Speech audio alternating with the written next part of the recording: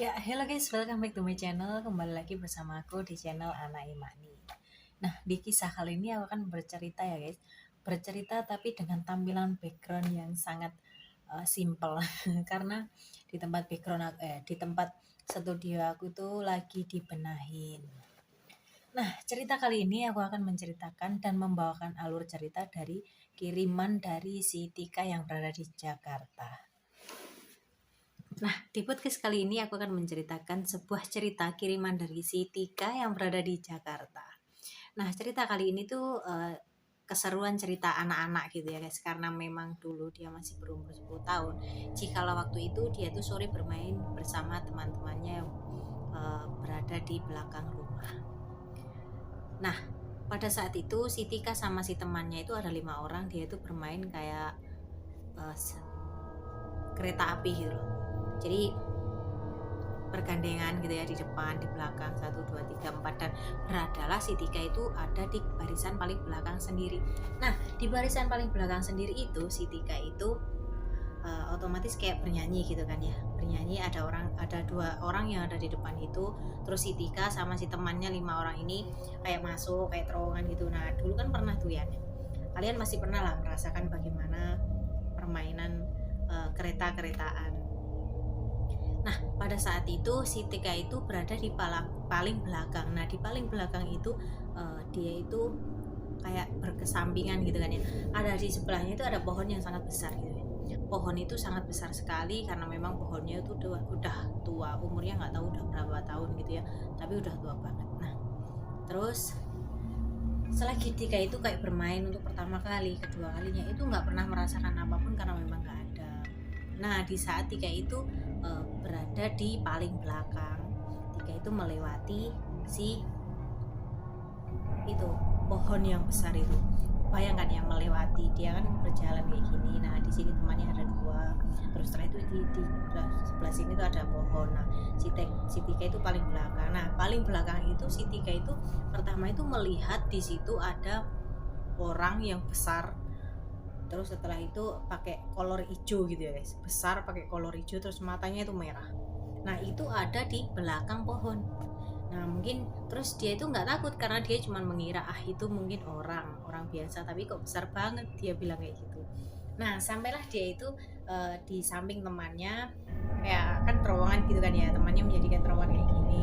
Terus setelah itu dia melewati, tapi lama-lamaan dia itu masih dalam keadaan menengok ke sebelah pohon tadi karena memang orang yang besar tadi itu berada di belakang pohon, tapi dia mengintip kayak gini sambil berjalan.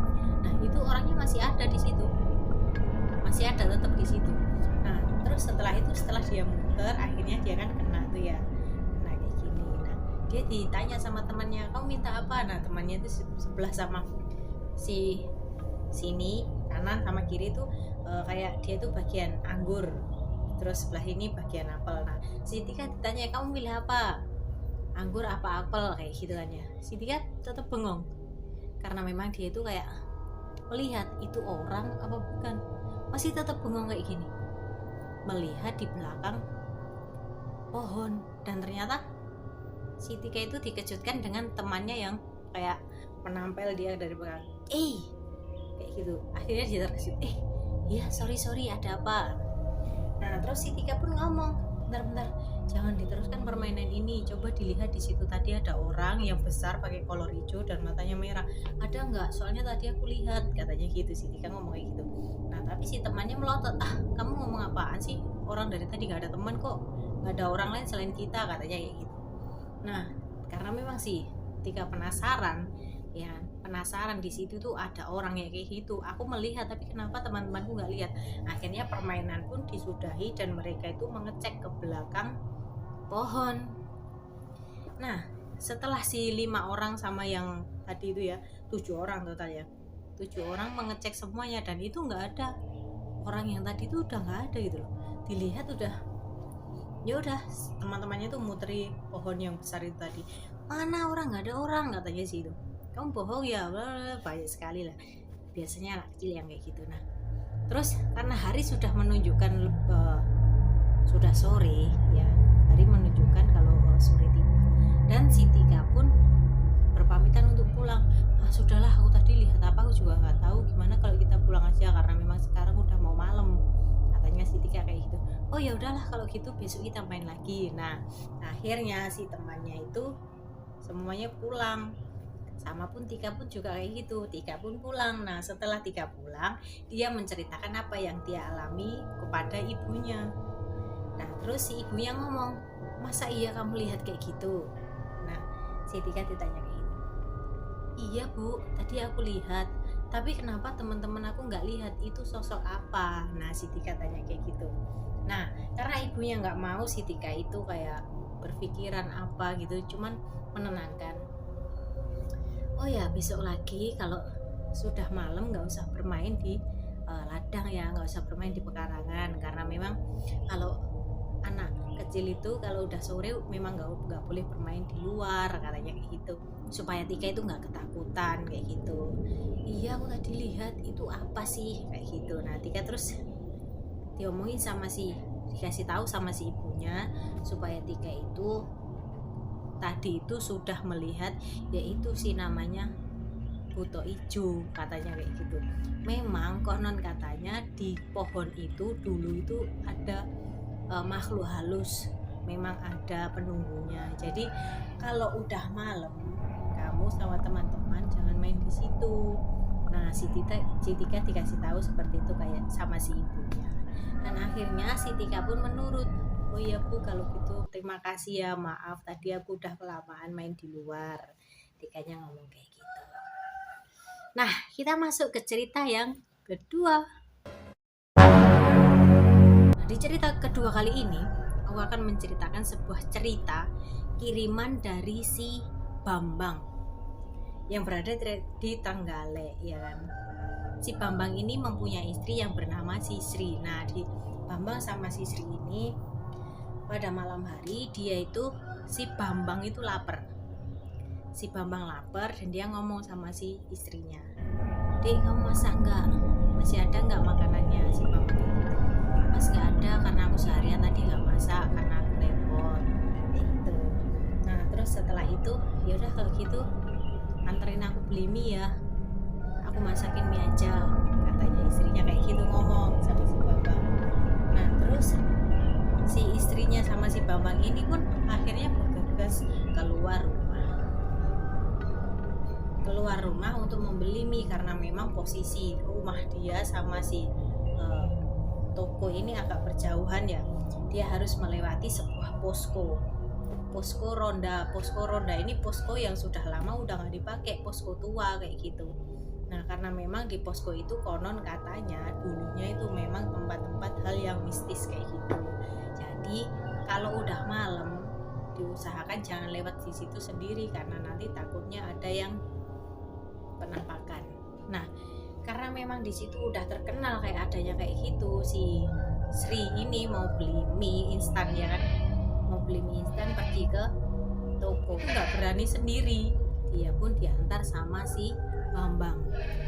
Setelah diantar sama si Bambang ini pergi ke toko, mereka pun membawa si itu senter ya kan, menerangi jalan di mana mereka itu mau jalan berdua gitu kan, karena memang dahulu tuh di desa itu sangat gelap, belum ada lampu di sepanjang jalan gitu ya kan, gelap gitu ya. Nah pada saat itu mereka berdua itu berjalan melalui si pos ronda itu tadi. Nah setelah mereka berjalan sesampailah di toko, mereka tidak mengalami hal-hal yang aneh ya, tidak mengalami hal-hal yang aneh karena memang mereka berpikir yang baik-baik saja. Si Sri itu sudah berpikir sebelum keluar dari toko setelah membeli mie ya kan, setelah membeli mie si Sri itu kayak udah merasakan nggak enak. Nah karena memang si Sri ini sudah berpikiran yang nggak tenang ya kan, hatinya udah nggak karuan lagi karena dia berpikir takut gitu ya. Tadi berangkat kenapa aku biasa saja gitu, tapi kenapa aku setelah beli mie dan ini mau berangkat pulang, aku udah merasakan kayak nggak nyaman gitu di hati, kayak takut, kayak apa gitu, kayak bingung gitu. Nah terus dia sampaikan perasaan ini kepada si Bambang, dan si Bambang pun ngomong kayak gini, udah nggak usah takut, nggak apa-apa, ada aku kok, kita berdoa aja supaya kita nggak ada apa-apa di jalan. Nah nanti kalau kamu ketemu sesuatu atau kamu melihat sesuatu di jalan atau di pos ronda itu, kamu nggak usah ngomong apa-apa ya, kamu diam aja. kamu nggak usah ngomong apa-apa, kamu diam aja, kita berjalan sampai dengan rumah. Nah alhasil si Sri sama si Bambang ini berjalanlah mereka berdua ya keluar dari toko ya kan, keluar dari toko. Nah setelah keluar dari toko mereka sebelum sampai melewati si posko itu ya, dia itu ke depan, jalan ke depan gitu ya kan, jalannya kan berbentuk letter L kayak gini ya. Nah poskonya ada di sini, otomatis dia dari sini. Nah dari situ dia tuh melihat ada seorang putih-putih yang kayak berlompat-lompat gitu. Nah dari situ tangannya si Sri udah kayak dingin sekali, dan dia itu kayak akan menggerakkan kakinya itu berat, serasa berat. Nah dikira dia kan tadi udah dikasih tahu sama si Bambang kalau ada apapun jangan sampai ngomong.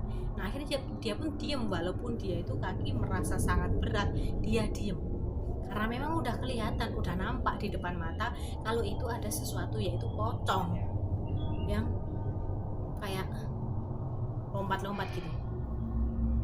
Nah setelah si Sri melihat itu, akhirnya si Bambang pun juga melihat, tapi karena memang Bambang tadi udah ngasih tahu sama si Sri jangan sampai bergumam apapun kalau melihat sesuatu, si Bambang pun akhirnya sama-sama diam karena memang mereka berdua, karena akhirnya mereka berdua sudah bersepakat untuk tidak ngomong ya kan, karena memang di jalan. Akhirnya mereka diam sampailah berjalan di depan rumah walaupun dengan kaki berat, tapi dia itu sampai di rumah, berjalan sampai di rumah dengan kaki yang sangat berat itu. Kebayang nggak kalau memang ada penampakan di depan kita itu, kita punya refleks dan rasa yang bagaimana gitu kan ya. Nah sampailah di rumah, mereka berdua itu ngomong, Mas tadi kamu ketemu nggak sesuatu? Aku melihat sesuatu, tapi aku nggak berani ngomong karena memang tadi itu kamu ngomongnya nggak boleh kan ya, aku nggak boleh ngomong tadi, jadinya nggak bisa ngomong karena memang takut di jalan. Nanti kalau kita itu ngomong kita nggak bisa pulang. Nah si Sri ngomong kayak gitu sama si Bambang. Nah si Bambang pun sama, ya sama deh, aku tadi juga melihat, tapi ya mau gimana lagi karena memang aku ya sama-sama ngomong sama kamu juga bisa bergumam aneh-aneh gitu kan ya. Ya kita berjalan saja, tapi aku pun ya juga berat, kaki ini melangkah berat, tapi aku membaca doa supaya kita bisa sampai dengan selamat di rumah. Ya akhirnya alhamdulillah kita pun selamat. Nah besok lagi kalau ada apa-apa kita berdoa dulu ya, dan jangan sampai kalau malam-malam kayak gini kita keluar, usahakan kalau memang nggak ada bahan apapun sore kamu beli dulu, katanya si Bambang kayak gitu. Nah terima kasih bagi kalian yang sudah mau menceritakan cerita mistis yang kalian alami, karena cerita-cerita kalian akan menambah story di cerita kami. Jangan lupa like, komen, dan subscribe ke channel Anak Imani. Jika kalian suka dengan video ini, bisa stay tune terus di video yang akan aku upload setiap harinya. Bye bye.